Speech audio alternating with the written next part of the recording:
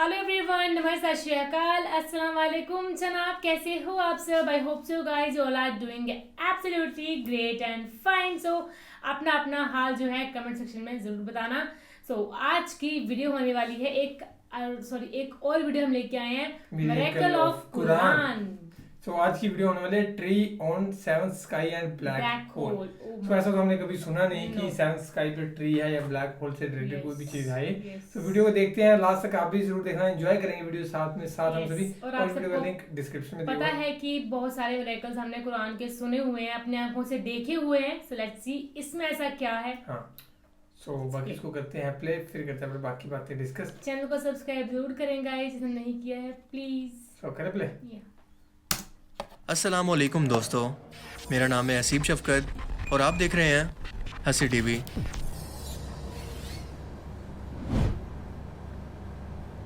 आप सब ने यकीनन हमारी इस अजीम शान कायनात में मौजूद अब तक खोजे गए सबसे पुरअसरार ऑब्जेक्ट्स ब्लैक होल्स के बारे में तो यकीनन सुना होगा, जो कि किसी बड़े साइज़ के सितारे जिसे रेड जाइंट कहते हैं इसकी मौत के बाद पैदा होते हैं। इनकी ग्रेविटेशनल फोर्स इस कदर ज़्यादा होती है कि रोशनी भी इनसे बाहर नहीं निकल सकती, और यही वजह है कि ये जहाँ पर भी मौजूद हों वहाँ दूर दूर तक बस अंधेरा ही होता है। इसीलिए इंसानी आँख से इन्हें देखना मुमकिन नहीं। कोई भी मैटर, लाइट या रेडिएशन अगर एक बार इसकी सरफेस तक आ जाए तो फिर कभी भी बाहर नहीं निकल सकती, और ये ब्लैक होल अपने आसपास मौजूद चीज़ों का मैस खाकर अपना साइज मुसलसल बढ़ाते रहते हैं, और इस दौरान इनकी फ्रिक्शन से निकलने वाली रोशनी कायनात की सबसे तेज़ रोशनी होती है, जो कि कई अरबों सूरज की रोशनी को मिलाकर बनती है, और इसे कई सौ लाइट ईयर की दूरी से भी देखना मुमकिन है। साइंटिस्ट के मुताबिक ब्लैक होल हमारी एक कायनात से दूसरी कायनात में जाने का रास्ता है। ये एक किस्म का शॉर्टकट है जो कि कायनात के कपड़े में एक सुराख को पैदा करता है। मगर फ़िलहाल ये एक थ्योरी है जिसे साबित नहीं किया गया, क्योंकि एक तो इन्हें ढूंढना इंतहाई मुश्किल काम है, और दूसरा कोई भी इसके अंदर जाने का रिस्क कभी नहीं लेगा। मगर हॉलीवुड की इंटरस्टेलर फिल्म के अंदर यह मंजर दिखाया गया है कि कैसे कोई शख्स ना सिर्फ एक ब्लैक होल के अंदर सफ़र कर सकता है, बल्कि इसकी दूसरी साइड पर निकल कर किसी और कायनात में बाहर निकल आता है। क्योंकि इस ब्लैक होल की शेप किसी फनल या एक दरख्त की तरह होती है, जो कि ऊपर से चौड़ा और नीचे तने से छोटा होता चला जाता है।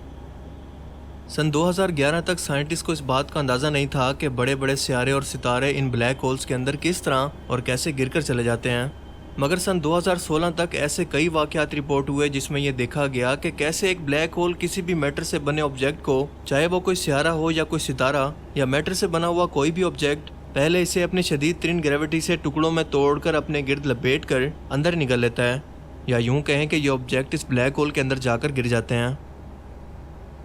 1916 में पहली बार अल्बर्ट आइंस्टाइन ने अपनी जनरल थ्योरी ऑफ रिलेटिविटी के अंदर ब्लैक होल्स की मौजूदगी के बारे में बताया, जो कि सिर्फ एक थ्योरी थी। जिसके बाद वक्त आया साल 2019 का, जब ज़मीन से 50 मिलियन लाइट ईयर दूर M87 गैलेक्सी के सेंटर में एक ब्लैक होल को खोजकर इसकी पहली तस्वीर को पब्लिश किया गया। याद रखें कि हम इंसानों ने पहली बार 2019 के अंदर अपनी आंखों से इस वक्त इसे देखा जब हबल टेलीस्कोप जैसी एडवांस दूरबीन ने बेहद मुश्किल मरहलों से गुजरकर पहले ब्लैक होल की तस्वीर को कैप्चर किया। और अब आइए चलते हैं 1400 साल पीछे, जब कुरान करीम सूरह नजम के अंदर यानी सितारे वाली सूरत की पहली आयत के अंदर ही फरमाता है कि सितारे की कसम जब वो गायब होने लगें या गिरने लगें। तसव्वुर करके देखें कि क्या कोई उस दौर के अंदर ब्लैक होल के बारे में सोच भी सकता था, या उस दौर के अंदर ब्लैक होल की खसूसियात के बारे में इसका तसव्वुर करना भी मुमकिन था? बिल्कुल भी नहीं।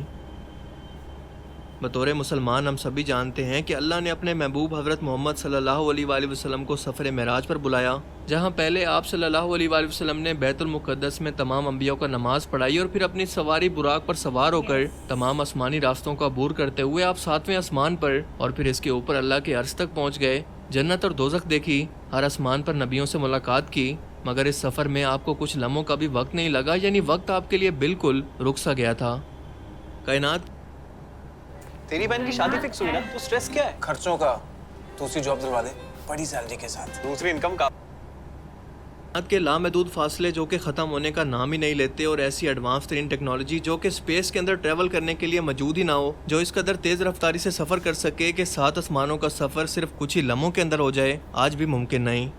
मगर क्योंकि ये आप सल्लल्लाहु अलैहि वसल्लम का मौजज़ा था जिसे आम इंसानी अकल बेशक तस्लीम ना करे, मगर हैरत अंगेज़ तौर पर आज की साइंस खुद इसकी वजाहत कुछ इस अंदाज से करने पर मजबूर है कि वो तमाम बातें जिन्हें उस ज़माने में लोग सिर्फ एक मौजा तस्वुर करते थे, आज के इंसान इसे साइंसी तौर पर भी साबित कर चुके हैं।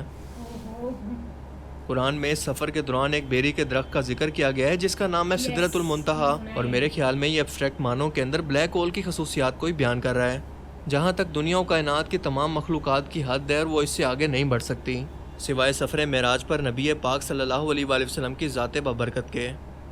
اور اس بات کا ثبوت ہمیں بلیک ہول اور ایک بیری کے درخت کی شیپ کو دیکھ کر ملتا ہے، کیونکہ جیسا کہ ہم نے اوپر جانا کہ دونوں کا اندرونی سٹرکچر بالکل ایک جیسا ہی ہے۔ اور دوسری بات، سورہ النجم کی آیت 16 کے اندر اللہ پاک فرماتا ہے کہ اس درخت پر اندھیرا چھایا ہوا تھا، یعنی بالکل اندھیرے سے کور تھا۔ یہ بات زیادہ حیران کن محسوس نہیں ہوتی، کیونکہ اسپیس کو دیکھ کر ہی اندازہ ہوتا ہے کہ یہاں پر اندھیرا ہی اندھیرا ہوگا، مگر سوچیں کہ اگر اللہ کی ذات اس بارے میں خاص طور پر ذکر کر رہی ہے تو سوچیں کہ اس کے بارے میں یقیناً کوئی نہ کوئی تو خاص بات ضرور ہوگی۔ جی ہاں، ایسا ہی ہے، کیونکہ اسپیس میں ویسے تو کئی جگہیں ایک دوسرے سے بڑھ کر کالی ترین ہے، مگر بلیک ہول سے زیادہ کوئی بھی جگہ کالی سیاہ نہیں ہوتی، کیونکہ یہ لائٹ کو بھی اپنے اندر جذب کر لیتے ہیں۔ اور یقیناً ایک بیری والے درخت پر سیاہ ترین اندھیرے کا چھا جانا اسی بلیک ہول کی طرف اشارہ ہے۔ اس کے علاوہ یہ اندھیرا ہی ہے جس کی وجہ سے انہیں ڈائریکٹ دیکھا یا ڈھونڈا نہیں جا سکتا، لیکن خاص انسٹرومنٹس کی مدد سے جب سائنٹسٹ نے ستاروں کے برتاؤ میں اس بلیک ہول کی گریوٹی کی وجہ سے بدلاؤ دیکھا تو سمجھ گئے کہ ان کے آس پاس کوئی بلیک ہول موجود ہے۔ اس کے علاوہ دوسری وجہ جو کہ انہیں دیکھنے کے اندر رکاوٹ ہے، اس کا نام ہے گریویٹیشنل لینزنگ۔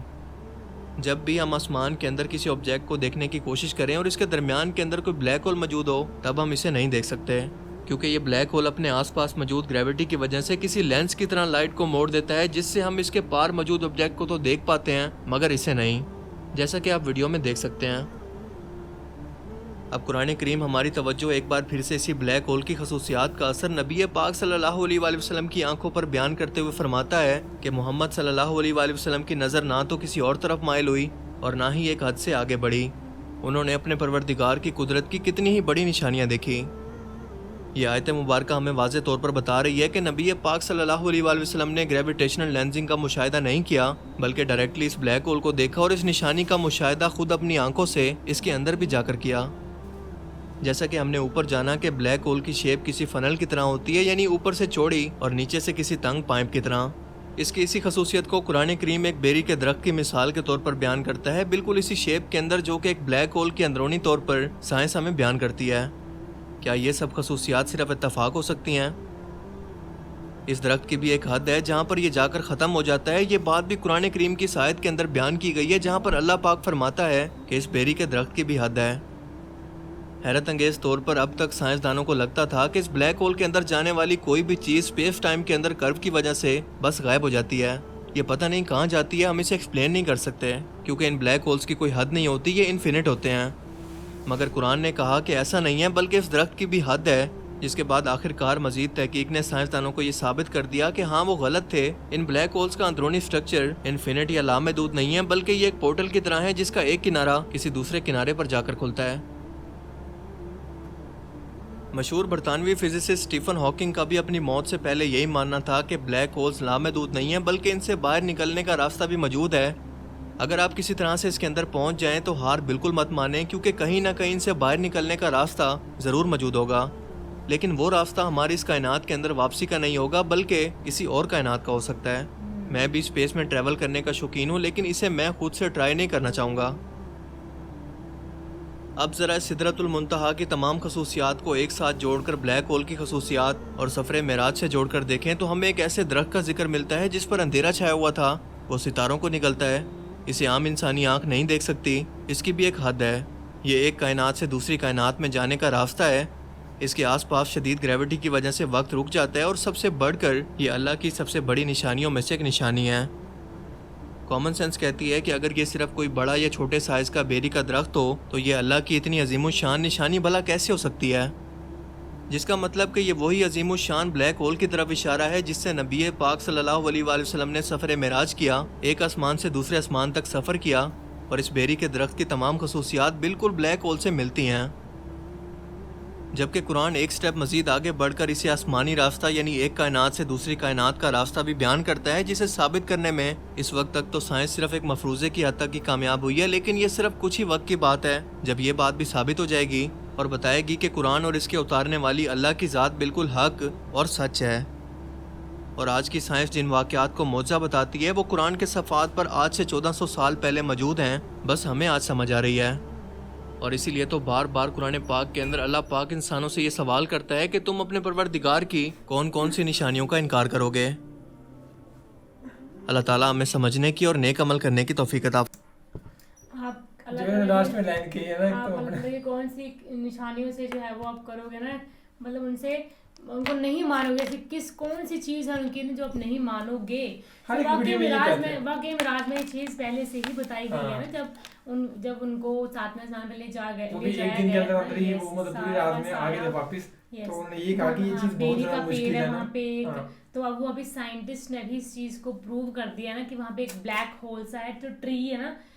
بیری کا پیڑ ہے, اس کی شیپ مطلب اس کی شیپ ایسے بنی ہوئی ہے جیسے انہوں نے شیپ بتائی ہے. سو بلیک ہول کی شیپ بھی ایسے سیم. باقی بلیک ہول کے بارے میں بتایا انہوں نے تھوڑا نا, وہ زیادہ سائنس سے ریلیٹڈ ویڈیو کی, لیکن ہمیں یہاں دیکھنا تھا کہ قرآن نے وہ چیز کب اور کیسے بتائی تھی, ہے نا. سو یہ چیز ہم نے دیکھ لی اور کافی کمال کی ویڈیو ہے نا. میرے کو میریکلز بہت زیادہ پسند آئی تھی کہ ہم نے ابھی 5-6 زیادہ کرے ہوں گے قرآن کے. ایسا نہیں ہوتا کہ ہم لوگ وشواس نہ کریں, کیونکہ یہ تو ساری وشواس کرنے والی چیزیں ہیں. میریکل آف قرآن اللہ کی کتاب ہے نا, تو اس اور ایک تو ہم نے جو لائیو دیکھا ہوا ہے کیٹ والا, وہ تو ہمارے سچی میں وہ تو ہاں وہ ابھی تک ہم نے اس پہ ایکشن دیا ہے, جا کے آپ لوگ دیکھیں. ہاں اور زیادہ میریکلز ہمیں سینڈ کرتے رہیں, بتاتے رہیں, سو دیٹ ہم دیکھیں اور سبھی کو پتہ لگے جتنے بھی ہیں ہمارے. تو باقی تو فی الحال اس ویڈیو میں guys thank you so much for watching the video. ملتے ہیں نیکسٹ ویڈیو میں.